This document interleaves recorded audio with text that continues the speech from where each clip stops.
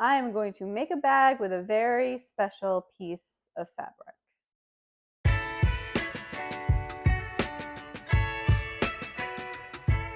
If you watched my last video, first of all, thank you so much. You will see that I experimented with corded quilting, and I made this. So today I'm going to take this piece of fabric and make it into a tote bag. So without further ado, let's just get into it. So I had the vision for this bag in my head, and I'm kind of making it up as I go. Well, not as I go, because I really thought about this. So hopefully this ends up looking how I've pictured it, but we'll figure it out together.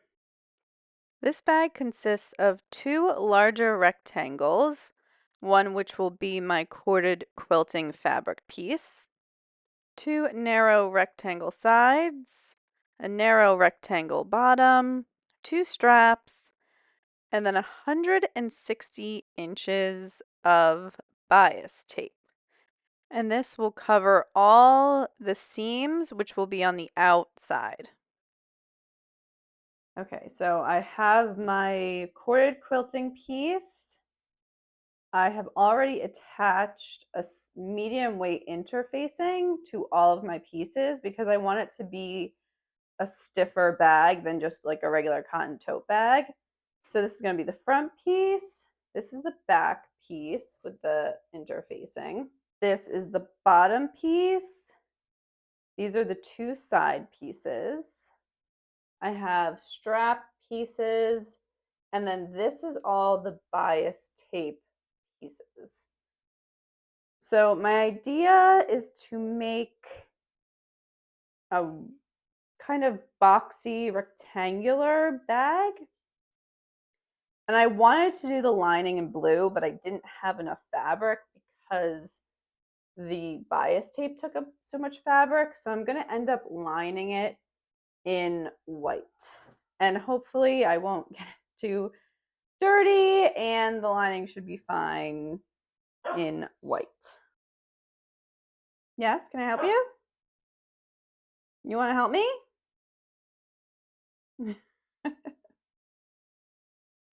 So my first step was to attach the lining pieces to the fabric pieces using safety pins. I was going to use a basting stitch for this, but I thought it was going to take too long, and the safety pins just seemed like an easier option. I ended up moving my studio space to the living room because Marco was not going to allow me to sew in peace in my sewing studio. So I put something on the TV, that's what I keep looking up at, and pinned all my lining pieces.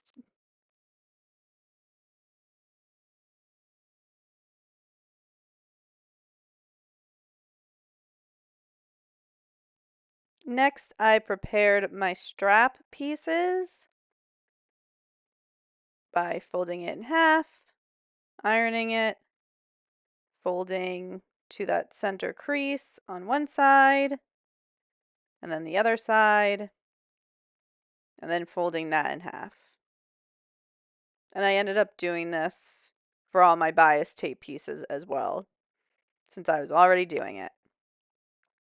Then I took it over to my sewing machine where I sewed 2 lines of parallel stitches close to each edge. I realized that it was easier if I stitched towards the fold first, and then it gave me a little more wiggle room for that second stitch.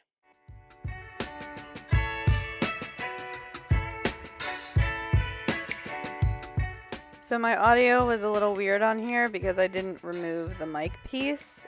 So what I'm explaining to you here is I'm going to stitch a piece of bias tape on the right side of the fabric, turn it over, flip it, and then I'm going to attach the straps to the back piece.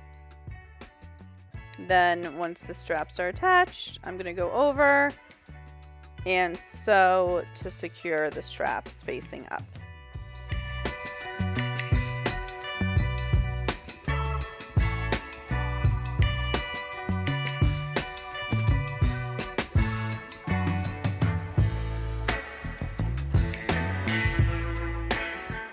But before attaching the straps, I needed a little iced coffee break.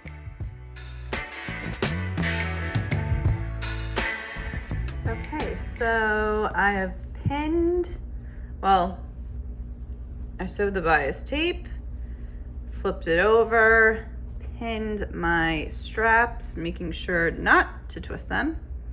So now I'm going to top stitch, catching this bottom edge and stitching in the ditch here, so you won't really see it on the front.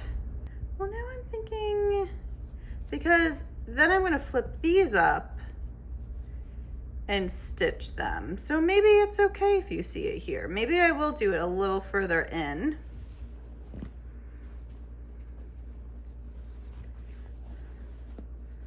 So I'm gonna iron this flat, and then maybe I will do it like a little further in here, and then I'll stitch here, making sure to catch the strap so it will be up. And then I'll have the 2 lines here to match those 2 lines. Okay. That's what I'm gonna do.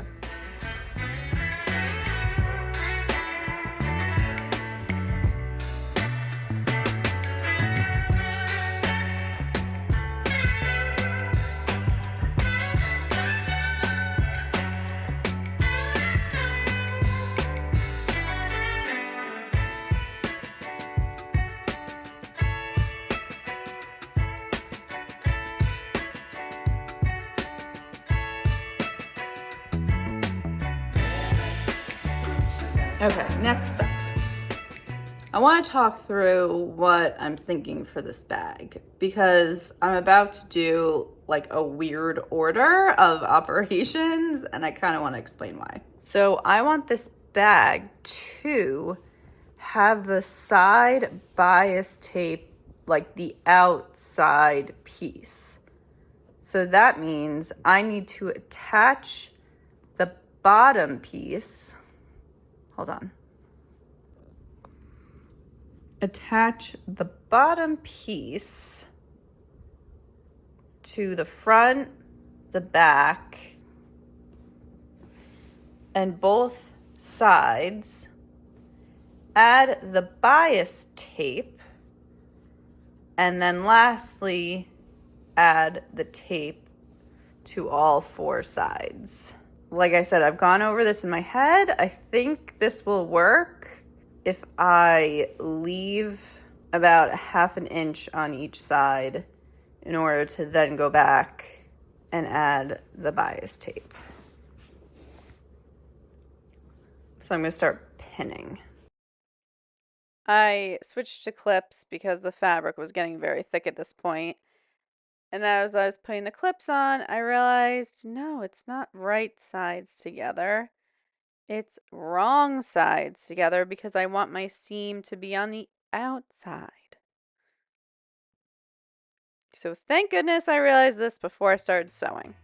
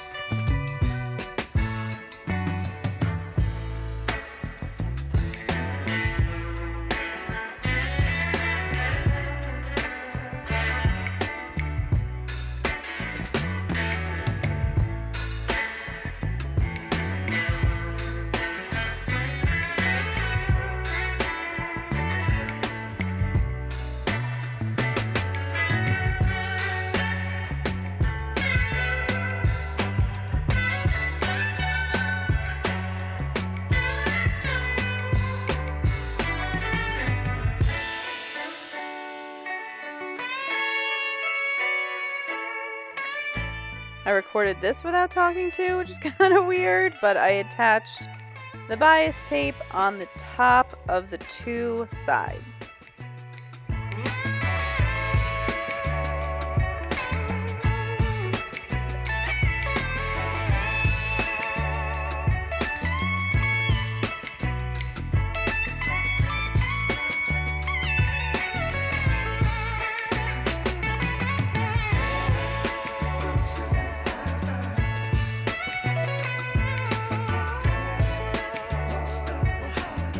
refilled my bobbin, and on to thread number 2. Hopefully I have enough. Okay, with the sound of the lawnmower gently purring in the background, let me show you my thought process and what I did for this.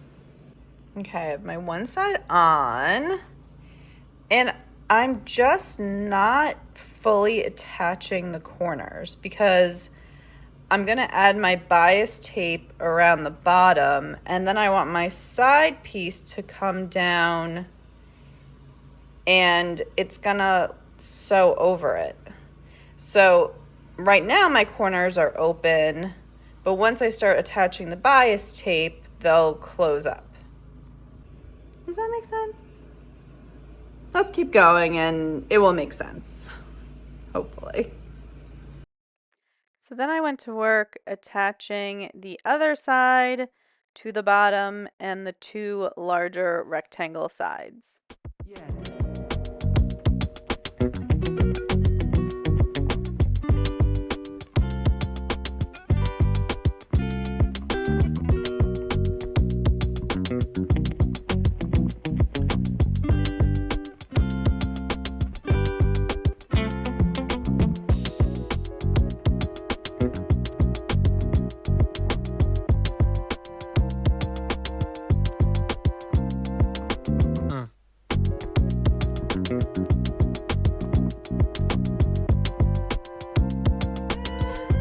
Look how fun she is.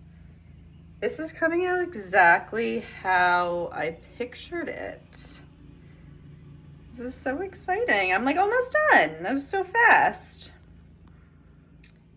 So I'm gonna do bias tape around the bottom, but staying about a 1/2 inch away from the corner, and then doing bias tape on the sides. The straps do feel like a little flimsy just because the rest of the bag is, has that interfacing and lining, so it feels a lot thicker than the straps. I know the straps will be strong enough, but actually maybe because you have it on,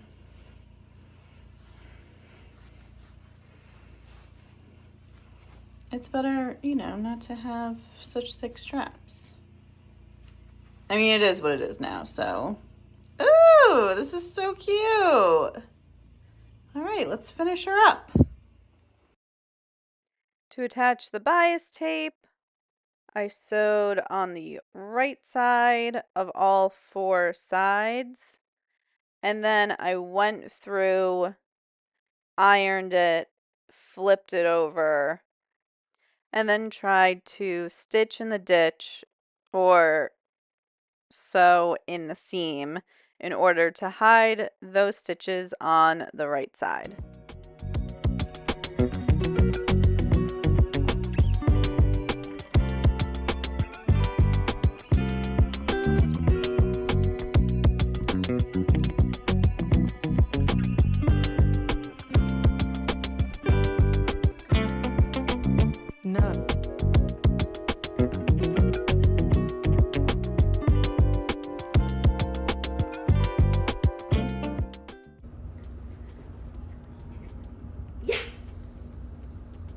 It's gonna work. Back to business.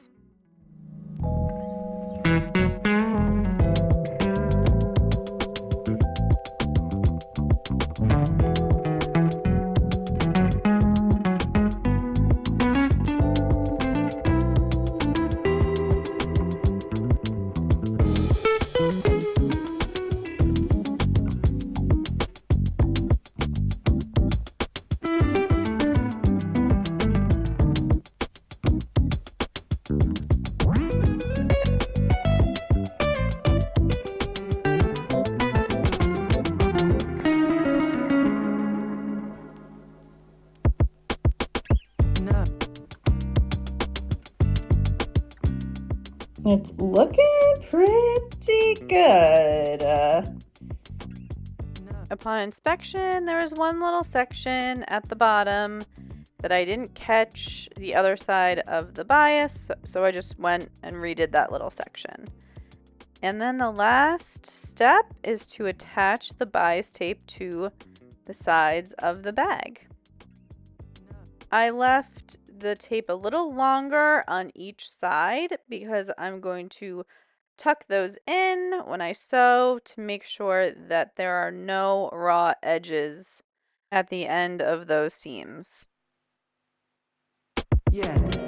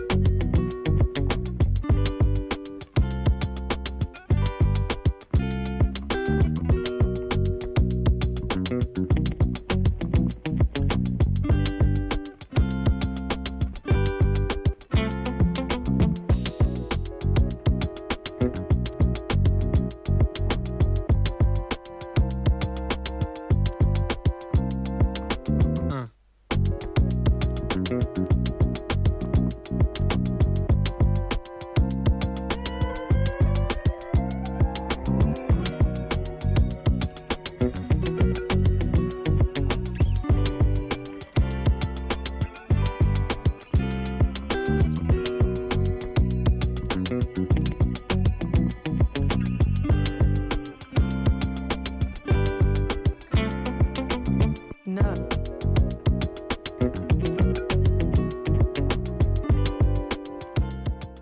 After the side edges were unclosed, I took it over to my iron, gave everything a good press, inside, outside, the tape, my corded quilting, and I finally removed all of those safety pins that were holding the lining to my main fabric.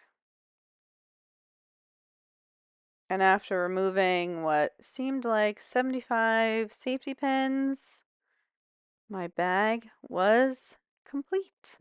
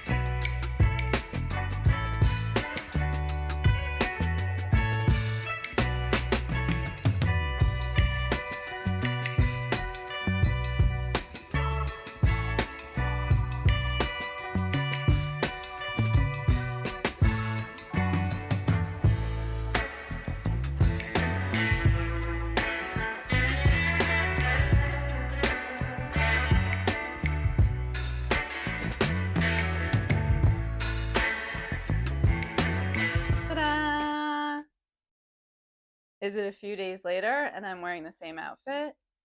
Maybe. But don't tell anyone. I am so happy with how this turned out. It came out exactly how I pictured it in my mind. My stitching in the ditch maybe was not the neatest. I'm sure that you saw in the close-ups. It was just one of those things where it's the end of the day and I rushed it a little bit. But, I'm not mad. It's fine. Sometimes too, when you iron it, you can kind of like crease the fabric over the stitch to hide it. But because I have these visible stitches up here on purpose, I feel like if you see a stitch every now and then down the line, it's fine. I don't mind it. The lining came out so crisp and tight against my outside fabric, which I was really happy about.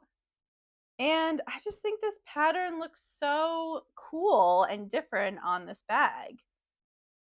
To me, it reads kind of like 70s. I don't know why, but when I don't know if like the shape, but I don't know, it reads kind of 70s to me, which is cool. So that's really it. Hope you enjoyed following along with me. And if you did, please give this video a like and subscribe.